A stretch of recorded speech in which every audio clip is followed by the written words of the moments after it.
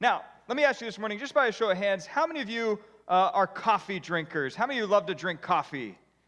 All right, quite a few. How many of you would say that you drink at least 2 cups of coffee a day? All right, how about 3 cups of coffee a day? How many of you would say you drink a whole pot of coffee in a day? All right, we got the few, the brave, very good. How many of you would say that coffee runs through your veins, like you need it in order to function each and every day? See, there's a couple of people holding other people's hands up. You see that? Yeah. You know, believe it or not, I have only ever had 1 cup of coffee in my entire life, and I didn't even finish it. But my wife, Elaine, she absolutely loves coffee. In fact, she was one of the ones back there that was raising her hand when I said a pot of coffee. That is her. Now, way back when Elaine and I were dating, one day I noticed that she was having a really tough day. She had been studying all day, and I said, you know what, I want to surprise her and get her a cup of coffee. I knew that she loved coffee, and so I said, you know what, I'm going to go to Starbucks, and I'm going to get her a cup of coffee. Now, what I didn't realize is that coffee drinkers have this whole other language system. You all have these secret words and phrases and names that I've never even heard of before. In fact, when I got up to the counter at Starbucks and the guy asked me what I wanted, I said, well, actually, this is my first time ordering coffee, and I was going to get it for my girlfriend, but after staring at your menu while waiting in line, I really have no idea what I should get her. And the guy was really nice, to his credit. He actually kind of walked me through the strange language of coffee drinkers. He said, all right, let's start with a size. What size coffee do you want? And I said, how about a medium? He says, well, we don't have a medium. We have short, tall, grande, venti. And I'm just staring at him like, what in the world are you talking about? And I said, is there anything that's like the equivalent to a medium? And he's like, let's go with the grande. I said, okay, that's fine. Let's go with the grande. He said, all right, grande, what kind of drink do you want? And I said, coffee.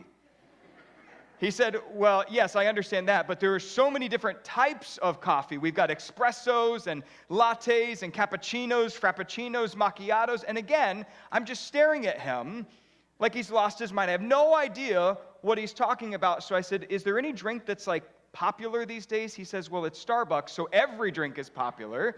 But a safe bet would be a latte. And I said, okay, latte it is. He said, all right, so a grande latte, what kind of milk do you want? We've got whole, 2% skim, non-fat. And I said, now you're speaking a language that I understand. Let's go ahead and do 2%. And so he said, all right, 2%. What kind of flavorings do you want to add to your coffee? And then he started listing off all these different flavorings. Now, remember, when I walked into Starbucks, I was just going to get her a cup of coffee. Okay, I didn't know you had to be so specific about every single ingredient in your cup of coffee. So, finally, after answering what seemed like 50 different questions, I paid for the coffee. I then waited. They called my name. I got the coffee. I went to Elaine. I brought it to her, and I said, hey, honey, I know you've been having a really tough day, so I got you this coffee. And she said, oh, how sweet. She said, what drink did you get me?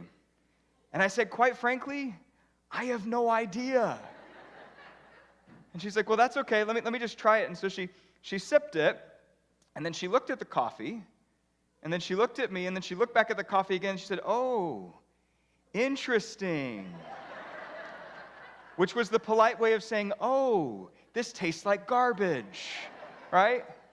Now, since then, I have learned what Elaine likes to get in Starbucks. In fact, I have memorized her order so that every time I go into Starbucks, I don't hold up the line. I can go up there and say, I'd like a hot, grande, non-fat caramel latte. Now, I'm still not quite sure what all of that means, but I know that every time I go into Starbucks, that's the order that I get, or that's the order that I make, because I know that Elaine likes that specific drink. And if you go to coffee shops, if you're a coffee drinker, I imagine that you have at least 1 or 2 specific drink orders that sounds a little like that you place when you go up to order. Now, let me ask you this morning, wouldn't it be great if we could order life the way that we order a cup of coffee?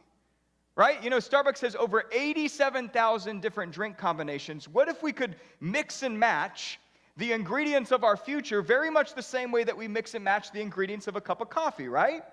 I mean, seriously, think about it. What if we had that kind of control over the ingredients of our life? Where we could walk up to the counter of life and say, hey, I'd like a tall, extra hot cup of adventure, hold the dangers, cut the dangers, and add 2 shots of good health. Or what if you say, hey, I'd like a venti-sized cup of financial success with room for early retirement, and let's flavor that with a vacation home in Bermuda. Or what if you could say, hey, I'd like a grande family of 4, hold the teenage years, and let's make it hot with an endless supply of Red Lobster cheddar biscuits.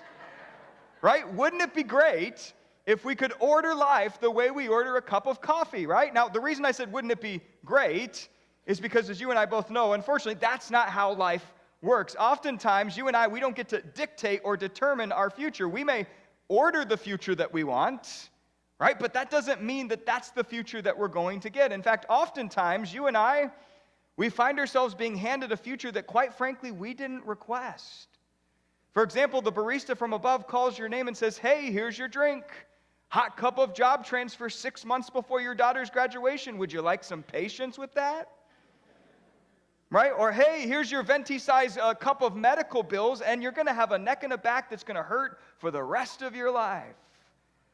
Or, hey, here's your grande of 4 with all sorts of problems and behavioral issues. Oh, and did I mention that it comes iced with family drama and neighbor disputes? Right? Friends, life comes caffeinated with surprises, doesn't it? In fact, it seems like every time that you and I finally find a lull, we finally find a place where we can breathe and relax for a moment, what typically happens? All of a sudden, sometimes out of nowhere, a change comes. And then another change and another change. Friends, change and transition are practically everywhere around us. And so you and I, we may request a decaffeinated life, but the reality is that that kind of life just doesn't exist.